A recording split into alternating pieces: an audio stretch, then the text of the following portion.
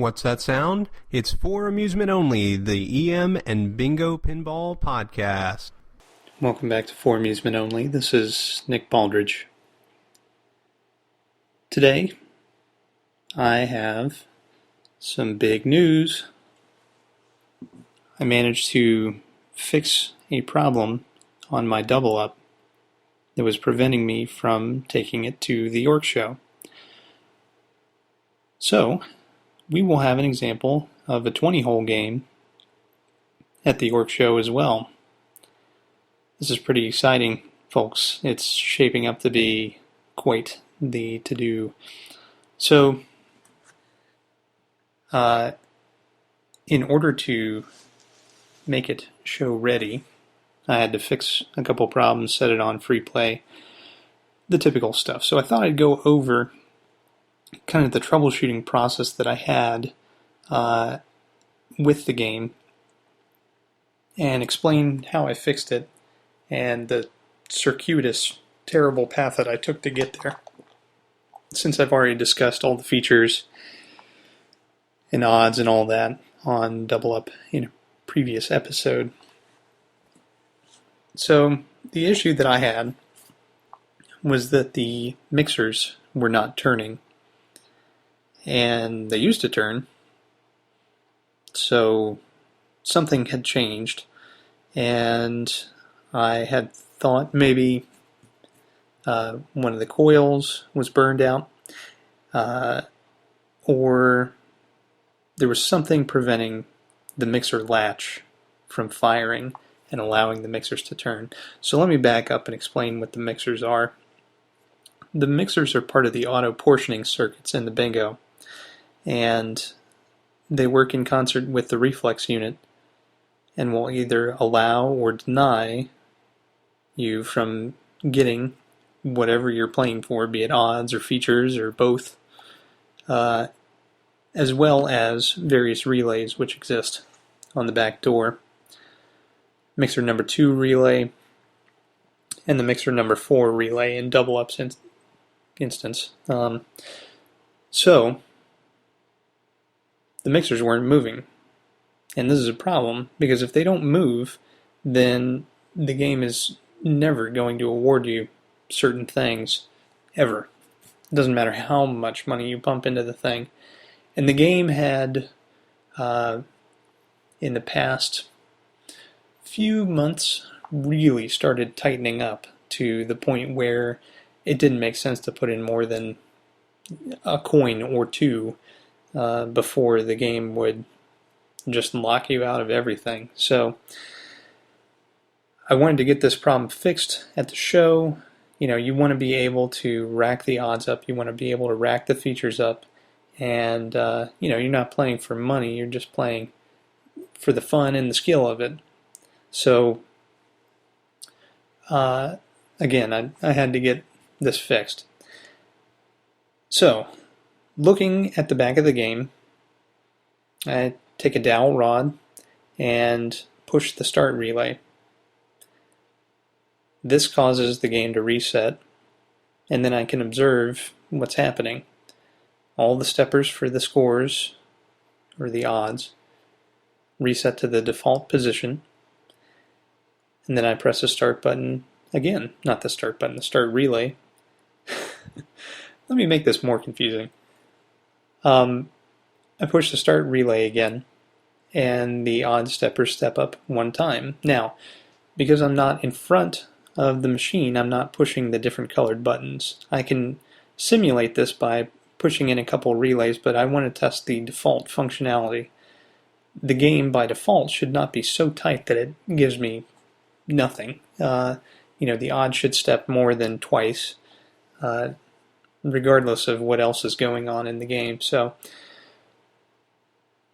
I keep pushing the start relay, the odd step, a second time, and then stop. They never jump again. And I push the start relay about 1,000 more times. It makes no difference. Now, what I observe is that the mixer latch coils are not pulling in strongly enough to move the mixers. And so I know this is a problem. So I take a look at my old friend the schematic, and here it is right in front of me. I've got the whole circuit right here. For those following along, for those crazy enough to follow along, it's letter A6 on the schematic is the mixer latch coil. And using my method of working back from the coil, I take a look and see what activates it. So the very first switch in line is control unit cam number 1. Now looking in the manual, I see that the switch is labeled A2, and it's not just cam 1 that allows this thing to turn and fire off that coil. It's A2. So I take a look at the switch. It's clean. It looks like it's making pretty well. So I move on past that. At this point, the circuit branches into two, and it can be actuated by the red button relay, powered through extra ball trip number 2, or through the shutter switch, which is closed when the shutter is open. Well, I'm not playing for extra balls, so I ignore the extra ball path for now, which means I can ignore the red button relay. So I lift the playfield and I look at the shutter switches. Everything's good. So moving up the path, there's shutter motor 5A. 5A should be closed when the game has started and the shutter is open. It is. In fact, it's making very well. I don't see any problems with that. It's nice and clean. So I move on to the start relay. Now, at this point, there are two different switches in the start relay which power this circuit, both of which look like they could use a really minor adjustment. One of them is arcing a little bit, so I clean it. And in between this, I test again, and there's no difference in what happens in the game. So I continue, and at this point it branches and moves very far down the road, and I can see that the comeback key is slightly involved, but only tangentially, because it will allow you to power the start relay, or not, as the case may be. So that's not the issue, and I just ignore that branch for now. So moving further up, there's control unit cam 3A. Now, control unit cam 3A, that's the first switch on the switch stack for control unit cam number 3, or C, as it's labeled in the manual, just to be confusing. This switch I've had problems with previously. In fact, I had so many problems with it that I ended up flipping the switch around so that it would make better contact on the larger face. Most of the contacts in the bingo don't use face-to-face contact, they use point-to-face, which allows for over travel to wipe them clean. But the points wear down over time, especially if the point or the face get dirty and the switch starts arcing. That point will wear away to almost nothing very, very quickly. Also, it eats into the face much more readily than if you have face-to-face contact. So this had happened over the years, and I had to really extensively file 3A's face contact. So I ended up taking that switch stack apart and rotating it around, and everything, had been working pretty well as far as that contact goes, and that powers an awful lot in the machine. So that's not the problem. So that leaves me having troubleshot the entire circuit with no real answer. Why is this not working? Now you can work further back in the circuit. Again, if you're looking at the schematic, you can see that the ball lifter is involved. But those ball lifter switches have given me zero problems since I did, my complete teardown and refurb on this machine. So I was hesitant to take that all apart. So, out of desperation, I start adjusting the mixers manually. And I say, well, if I can't fix this problem, I'll come back to it, but maybe I can adjust the mixers so that they're doing the right thing, at least as far as the show goes. Just make it as liberal as possible. So I reset all the mixers to the position where they're going to step up the odds the most frequently, and that helps to an extent. Now, unfortunately, they have to be positioned in different positions in order to step up the different colored odds. So I was having fantastic runs of blue and green, which happened to be tied to the same stepper, but red and yellow would never step. So that wasn't the answer. The answer was to fix the problem. So in another fit of desperation, I emailed Phil Hooper, who you may recall is a fantastic technical reference, and he's the one who put together bingo.cdyn.com. Let me try that again, bingo.cdyn.com, which contains technical information on many of the bingos produced by all the different manufacturers. And I said, hey, this is what I'm trying to do, and it's not working, and I cannot figure it out. And as soon as I send the email, of course, I take another look at the first switch, which again is A2 on the control unit. And I notice if I hold it down with the dowel, that suddenly my coils pull in very forcefully.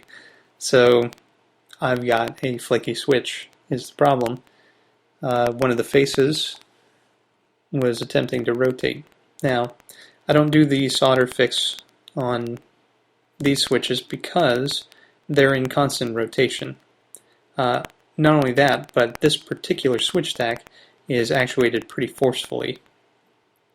So rather than risk that blob of solder becoming a missile inside the game and breaking something during the show, I took a pair of pliers and squeezed the face and the backing onto the blade as well as I could, and then adjusted the contact so that it made a little better, and then checked it out. I played about 30 games, and guess what? All my odds start working perfectly. Not only that, but the game starts giving me all kinds of features which it was very reluctant to do before. Now, the other thing that I checked, which I breezed past, was that I assumed that one of the coils was shorted. And while that would make it stronger, it would make it stronger until the coil actually fried.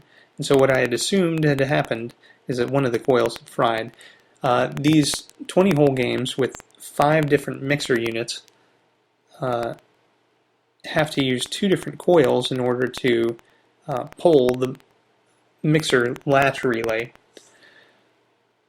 which allows all the mixers to turn. If one or the other of the coils is burned out, then the game will not be able to pull forcefully enough to turn all of the mixers. So I had unhooked each of the coils from the circuit and then measured their resistance. This is how you can tell if they are equivalent. One of my coils was unmarked and the other had the original Bally wrapper. So I wasn't certain of the size of the second coil. So I take my meter, put it on ohms, and then measure each of the coils. Each one provides the same amount of resistance, which means that it has the same number of windings. There's no short, and both coils appear to be okay. So I hook it back up, and that's when I proceeded to mess with that switch. So, I hope that was enlightening. After that, I put the game on free play, and like I said, everything was working fine. I did have to adjust one of the odd steppers, and in this case it happened to be blue/green because it was not scoring appropriately. I got a hit in the green when I had double lit, and it should have given me 64 replays, and it gave me 39.